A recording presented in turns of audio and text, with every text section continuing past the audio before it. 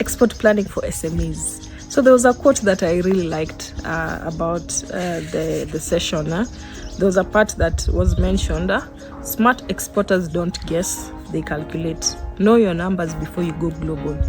Plan, invest, profit. So when it comes to export, it's quite a huge field. Oh, it's really huge. I saw there was a landscape that was given about Kenya's exports.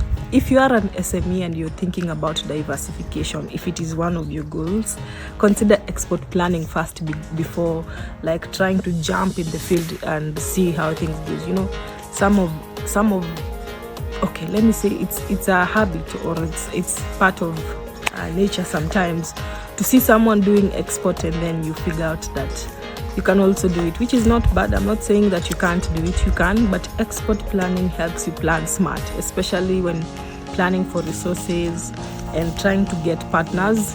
I'll talk about that in international partner search. But the questions you should ask yourself if you're considering doing export as an SME is that, what is your export goal? What is your why? Is it growth? Is it diversification? What is your goal? Then what? Is your product or service globally competitive? Like, have you done market research and see how your products are doing out there in the market? Are they globally competitive? If yes, which markets can you try and penetrate? If no, where can you start? Or maybe how can you find a partner to collaborate with? Because some products actually complement each other, like tea and coffee, or you can do some cosmetic products also go with, like, let's say hair gel, let's say nails, you see, something like that. Then which market fits best, and what does the data say?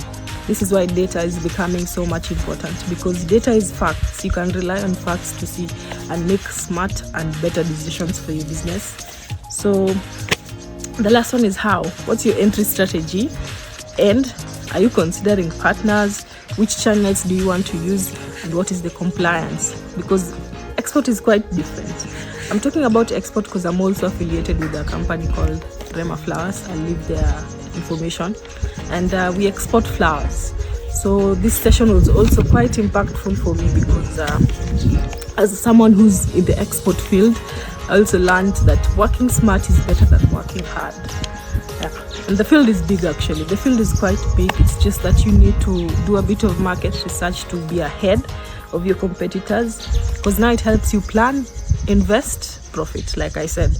So you need to also have an export plan structure for your company. So at the executive summary, what does your business do? How long has it been doing it? Things like that. Business overview, create a business overview. I'll leave a slide or something because I screenshotted those things. Export market strategy. Marketing is an investment for your business. I'll keep emphasizing on that because it's actually quite important to market for your business, and you need resources for it. Don't market 1 month, the next month you're inactive, because when it creates inconsistency, the visibility is also inconsistent. Anyway, activity plans. What are your timelines?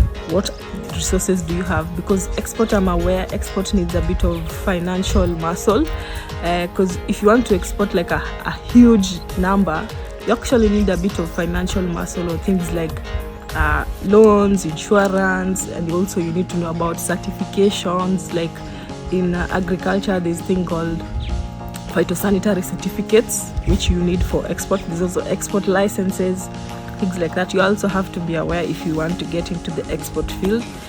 Export budget, all costs included, especially contingency reserves. If something goes wrong, do you have like a backup plan, a contingency reserve that helps you to stay on track? Because sometimes you might be asked an order where it's beyond what you had targeted, or something happens in regulations and you need to pay for that. So you need a bit of a backup plan when dealing with exports. Risk assessment, management, monitoring and evaluation. So those are the things we also learned in the export plan structure.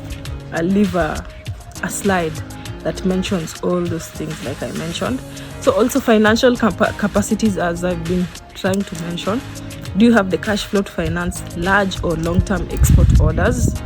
Those are the questions you need to ask yourself as an SME who's considering getting into the export field. Can you afford export related costs? Marketing, like I said, certifications, like in agriculture, there's phytosanitary certificates, especially in the flower field. I think you have to have that when you're exporting. Every export actually, yeah. Travel, tariffs, things like this. Are you able to access export financing, loans when you need them, trade, credits, and insurance, things like those. There was also other beneficial instruments, like some of the, like there was some of the, how do I mention it, like let's say COMESA or things like ECOWAS, some of the economic partnerships that countries engage in can help you actually have an advantage in export.